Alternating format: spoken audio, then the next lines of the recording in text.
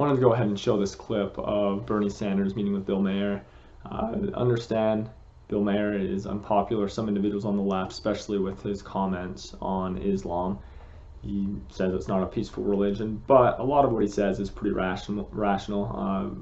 Bernie Sanders respects him enough to at least go on his show. Let's go ahead and hear how this interview went as they discussed the Trump administration, even things like healthcare in the U.S. and the fact that a lot of kids are being taken advantage of by sugar industry.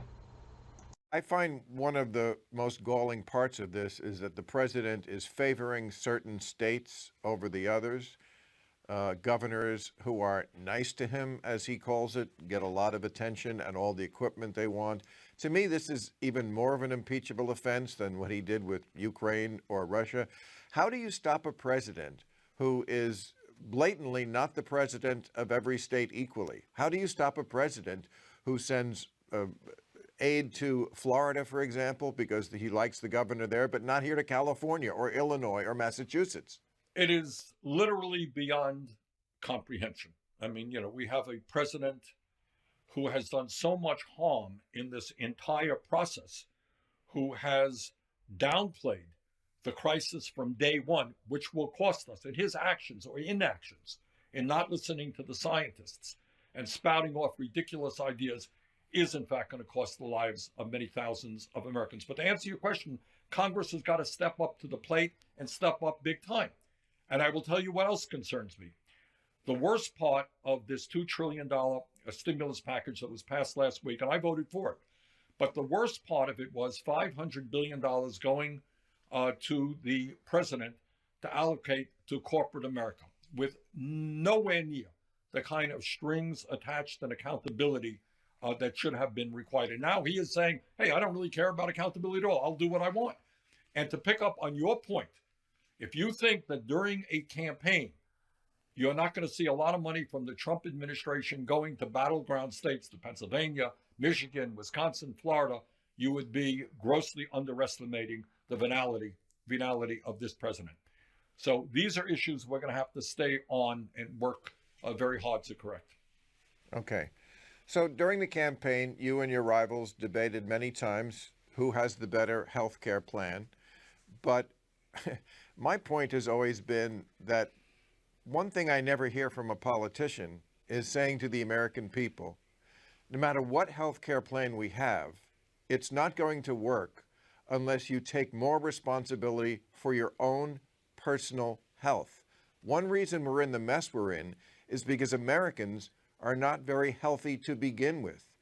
I know this is under the category of never going to happen, but if I was president, I would institute a Manhattan Project for getting our immune systems in better shape. And part of that is suggesting very strongly that people eat better food and less of it. Would you agree? Absolutely. I mean, this is exactly what the federal government should be doing, what the Surgeon General should be doing. Look, in the long run, I mean, as you know, we have seen a decline in life expectancy, I think, for 3 out of the last 4 years. Major crises with diabetes, with obesity, with opioid addiction, with alcoholism, with suicide. I mean, we have many, many problems. And one of the areas that concerns me very much is you have the food industry selling absolute garbage to kids with all kinds of sugar and everything else in it. So what we need is a government to work hard in terms of disease prevention. It's not just food.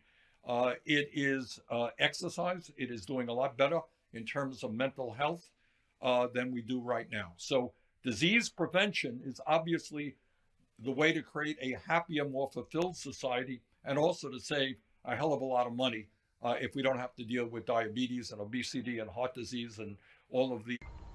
Okay, so the part when they discuss President Trump being partial to some states, how the states that he likes the most, the states that he has good relationships with the governor, he's trying to help those states out more. That's something that's incredibly dangerous for the president to use, like little political battles to try to leverage aid to certain states over others. And then Bernie bringing up the fact that with the election, he's going to be helping the battleground states. He's going to be helping the states where he needs help more than any others, and saying that Congress needs to step up. They talk about the corporate bill and the fact that no strings attached talked about really just the irresponsibility when it comes to Trump downplaying the crisis from day one. So Bernie didn't mention this, but understand that in late February, Trump was saying that it was a Democratic hoax. Many of us can remember that he was saying by April the coronavirus should be done. Now we're going up. Today it was 32,000 cases. We have more than anyone in the world. We have around a fourth of the world's cases just in our country. And the fact that a story just broke that our country, that Trump's approved medical equipment to go out to other states, that is absolutely ridiculous. Before this clip that I showed, because I didn't play the whole thing, I cut it off at a point, but before that he was talking about how the US need to guarantee health care for people, need to guarantee that they will not have out-of-pocket expenses to treat the coronavirus. There's been stories about people who get hospital bills for $30,000 for treating it. Why would someone go to the hospital and get treatment if they believe that they can live without it and it's going to cost them $30,000? Talk about how with the economy people need to be receiving paychecks. Now understand, Bernie isn't perfect. I don't think it was wise of him to always say that he was a socialist. He could have talked more about a mixed economy and how he was in favor of a mixed economy, and that probably would have been more popular with the majority of Americans. I don't agree with the idea of legalizing recreational marijuana. I think that it would lead to more automobile accidents. I think it would lead to more underage use. I don't think it would make our economy more productive. But overall, the idea of medical care for everyone and a lot of Bernie's ideas I can get behind. The idea of monitoring Wall Street quicker. Bernie did not want to repeal Glass-Steagall, didn't vote for the Iraq War, didn't vote for NAFTA. Overall, I think that he's a decent leader and he holds true to principles and doesn't just do what's politically expedient or popular. For more videos, go ahead and subscribe to my channel. I'll be coming out with more on history and politics.